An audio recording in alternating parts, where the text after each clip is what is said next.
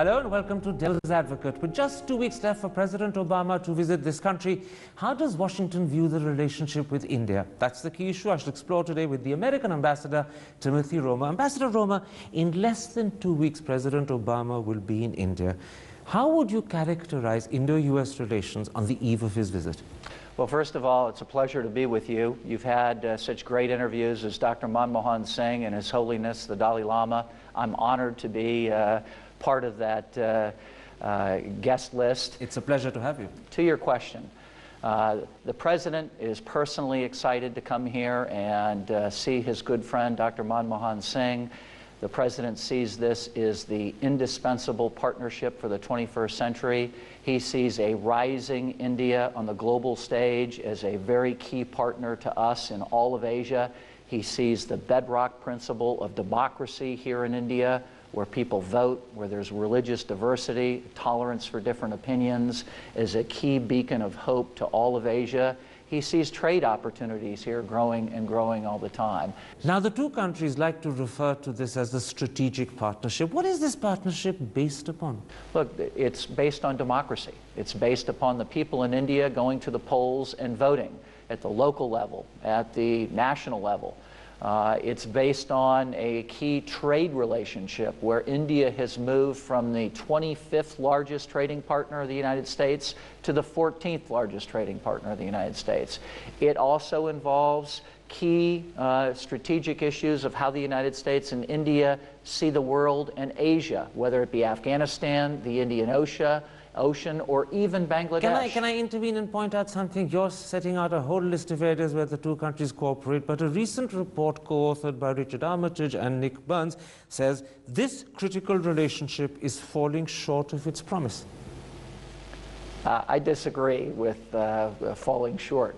Here, the President of the United States is coming to India and doing it in his first term, in his first 2 years of his first term.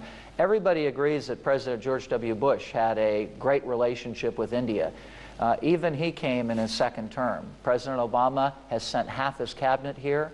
He is going to be here soon. It will probably be the longest stay of his presidency in any country when he comes to India and stays here. He's going to be talking about 3 themes when he gets here. He's going to be talking about the rise of the middle class in India. He's going to be talking about the rise of a new India, and he's going to be talking about the rise of India on the global stage. Those are truly big ideas. Okay, so you're saying to me that as the President grapples with the challenges that the world faces, I'm talking about terrorism, slow economic growth, the war in Afghanistan, the rise of China, the dysfunctionality of Pakistan, in all these areas, are you saying that in Washington eyes, Indian cooperation is critical today? I'm saying that in all those areas, the United States and India share strategic interests and see the world more and more in the same prism and in the same way. Let's talk about how they see the enemy, whether that be Lashkar-e-Taiba or Al-Qaeda. Both identify the same enemies and the same threats. We have just entered into an historic new counterterrorism cooperation agreement with the government of India, where we're working on more than a dozen new areas: maritime security, border security, intelligence sharing, police training, exchanging best practices, targeting these resources on the enemy to try to protect India and the United States. Is it working? The reason I ask is because in the news at the moment is in fact revelations by ProPublica as well as additional revelations by the New York Times, which suggest to many Indians that the United States has known since at least 2005 that David Headley had connections with the LET, possibly the ISI, but didn't want to dig deeper because of his association with your own Department of Enforcement. Secondly, that you haven't perhaps revealed as much as you knew to India, or at least as quickly as you could have. On both those counts, the press, perhaps the government, are quite concerned. Let's hit both those comments head on and directly.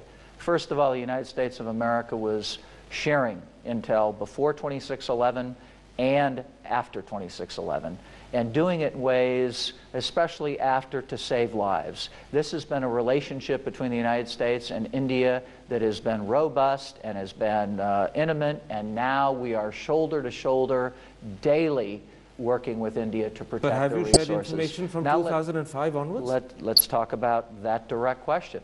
The Washington